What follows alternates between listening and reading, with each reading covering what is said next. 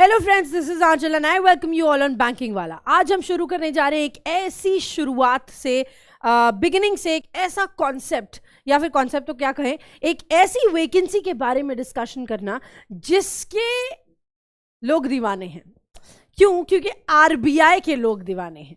और दीवाना इसलिए कह रहे हैं क्योंकि कई बार हमने ऐसा देखा है और कई बार हमारी लाइफ में ऐसे इंसिडेंट्स हुए हैं जो ये इस बात को प्रूव करते हैं। एक ऐसा बच्चा जो पीओ में सिलेक्टेड है, या फिर कोई ऐसा बच्चा जो क्लर्क में ऑलरेडी सिलेक्टेड है, नेशनल बैंक में ऑलरेडी सिलेक्टेड है डिफरेंट ऑर्गेनाइजेशंस के थ्रू, लेकिन वो अपनी जॉब छोड़कर आरबीआई के लिए सिलेक्शन लेता है। वो अपनी जॉब छोड़कर आरबीआई में अगर उसका सिलेक्शन हो जाता है तो वो वहां चला जाता है। क्यों? ऐसा क्यों? क्योंकि बहुत सारे पर्क्स हैं, बहुत सारा रुतबा जुड़ा हुआ है इस नाम से, RBI reserve bank of India से। तो आरबीआई की असिस्टेंट की नोटिफिकेशन जैसा कि आपको पता है एक्सपेक्टेड है फर्स्ट मंथ ऑफ 2023, और उसी लिए हम पहले से ही आपको सारी चीजें बता देते हैं ताकि आप अपने आप में बिल्कुल प्रिपेयर हो जाएं। खुशखबरी आपके पास ऑलरेडी सुष्मिता मैम ला चुकी हैं कि इसकी वैकेंसी एक्सपेक्टेड है। तो उस खुशखबरी को आगे बढ़ाते हुए देखिए क्या क्या इंपॉर्टेंट चीजें हैं जो हमें आरबीआई के एग्जाम में पता होनी जरूरी है। इस असिस्टेंट के एग्जाम को किस लेवल से पूछा जाता है और क्या क्या चीजें यहां पर आती हैं। ठीक है, so let's not waste time. Number 1 जो सब चीज और सब लोग पूछते हैं मेरे हिसाब से कि पैसा रोकड़ा कितना मिलेगा मैम।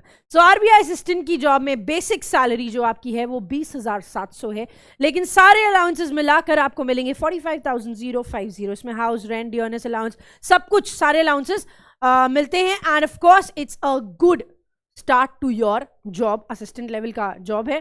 ठीक है, नेक्स्ट चीज जो आपकी है एलिजिबिलिटी क्राइटेरिया। ये सबसे इंपॉर्टेंट है। क्यों? क्योंकि एलिजिबिलिटी क्राइटेरिया 2 चीजों में डिफाइन किया जाता है, एक एज के मैटर पे और दूसरा आपकी क्वालिफिकेशंस के ऊपर।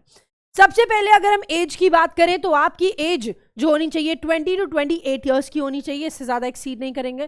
थोड़ा सा रिलैक्सेशन मिलता है ओबीसी कैटेगरी को 3 ईयर्स का और एससी एसटी कैटेगरी को 5 ईयर्स का।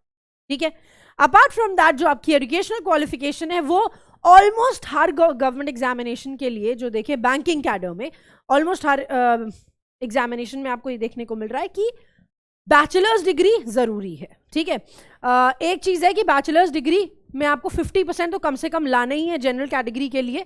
ये एक कैडर है। हाँ, वो बैचलर्स डिग्री किसी भी स्ट्रीम की हो सकती है, चाहे आप कॉमर्स के हो, साइंस के हो, कंप्यूटर बैकग्राउंड के हो, किसी के भी हो, उसमें कोई प्रॉब्लम नहीं है।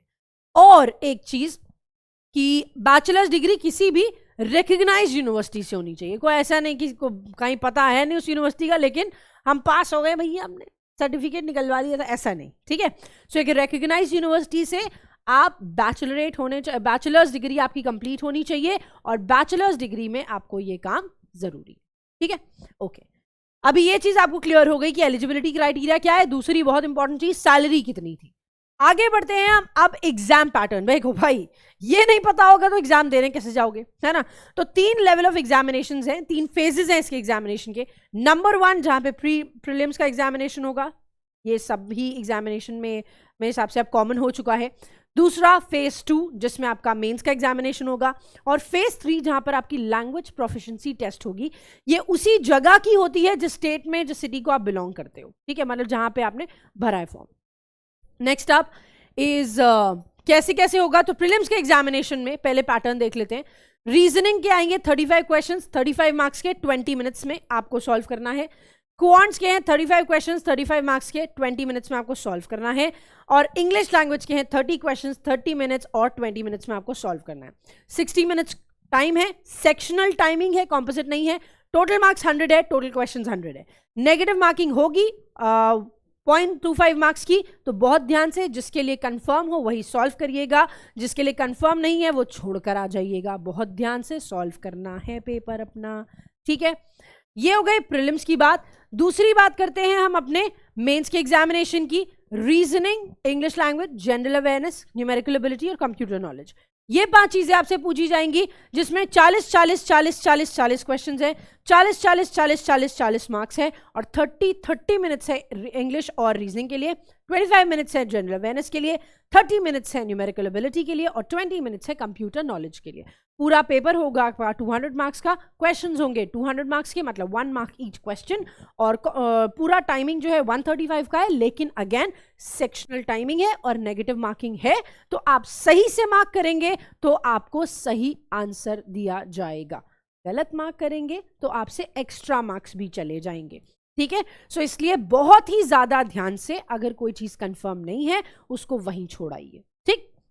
नेक्स्ट अप, प्री और मेंस तो पता चल गई। तीसरी जो हमारी कंसिडरेशन है वो है लैंग्वेज प्रोफिशिएंसी टेस्ट की, LPT जिसे हम कहते हैं। Candidate shortlisted after main examination have to take the LPT।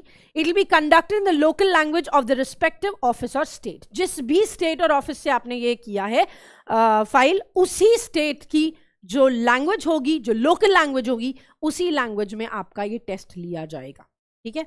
ये थर्ड फेज है जहां पर आप मेंस में सिलेक्शन लेने के बाद ही इस टेस्ट को पे अपीयर कर पाओगे, ठीक है। तो ये 3 स्टेप्स ही आपके RBI असिस्टेंट्स के एग्जामिनेशन के लिए, ठीक।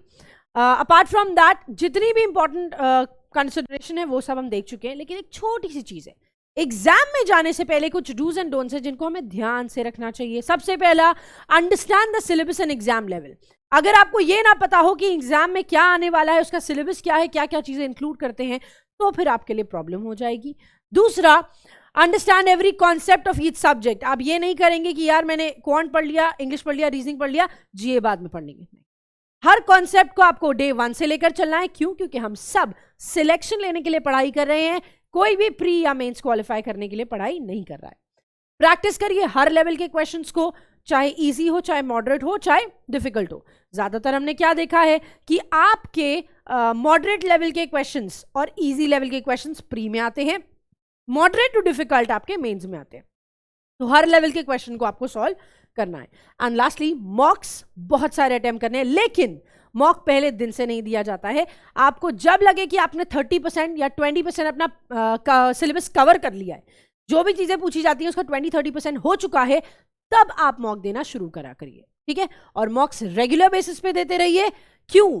क्योंकि नंबर 1, आपको एग्जाम एनवायरनमेंट मिलेगा तो आप उस चीज के यूज टू हो जाएंगे। नंबर 2, जो आपको टाइम बाउंड क्वेश्चन सॉल्व करने की प्रैक्टिस है वो आने लग जाएगी। नंबर 3, जल्दी जल्दी, क्योंकि आपका प्री स्पीड और एक्यूरेसी के ऊपर फोकस करता है, तो जल्दी जल्दी क्वेश्चन प्रैक्टिस करने की और जल्दी जल्दी क्वेश्चन को सॉल्व करने की जो आदत है वो मॉक्स ही आपको कराएंगे, ठीक है। तो कॉन्सेप्ट्स, प्रैक्टिस, ये सब चीजें हम सिखाते हैं, लेकिन स्पीड और एक्यूरेसी के साथ आपको मॉक में काम करना है, ये सबसे ज्यादा जरूरी है, ठीक है। तो बात तो हमने कर ली डूज की, अब डोंट्स की बात कर लेते हैं कि क्या नहीं करना है। Number 1, procrastination. दैट मीन्स पहले से सोच सोच के नहीं बैठना है कि यार ये हो गया तो, वो आ गया तो, ऐसा हुआ तो नहीं होगा, वैसा हुआ नहीं।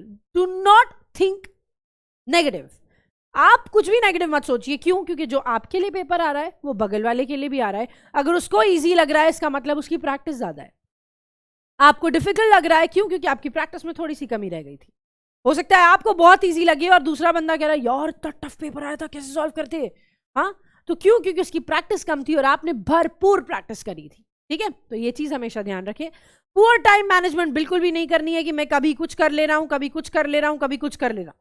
हमेशा सिस्टमैटिक तरीके से अपना सिलेबस समझिए, उसके कॉन्सेप्ट्स को पढ़िए, हर एक सब्जेक्ट पे फोकस करिए। ये सब करेंगे तब आप टारगेट करेंगे अपने सिलेक्शन को। एंड लास्टली, कैजुअल एटीट्यूड अपनी गोल्स की तरफ नहीं रखना है। बहुत सारे हमने बच्चों को देखा है, यार कल से करते हैं ना, यार परसों से करेंगे ना, यार कम मार्क्स आ रहे हैं। तो मार्क्स कम आ रहे हैं मॉक में, इसका मतलब कि आपको प्रैक्टिस की जरूरत है। अपने मॉक को एनालाइज करिए कि कौन सा ऐसा पोर्शन है जो आपको आगे बढ़ने से रोक रहा है, कौन सा ऐसा पोर्शन है जो आपके लिए प्रॉब्लम क्रिएट कर रहा है, कौन सा ऐसा पोर्शन है जिसमें आपको थोड़ी और मेहनत करने की जरूरत है, क्योंकि उसके कॉन्सेप्ट्स हिलने की वजह से हमारा क्वेश्चन पेपर क्लियर नहीं हो पा रहा है, हमारे मॉक्स में नंबर नहीं आ पा रहे हैं, हमारा एग्जाम क्लियर नहीं हो पा रहा है, ठीक है।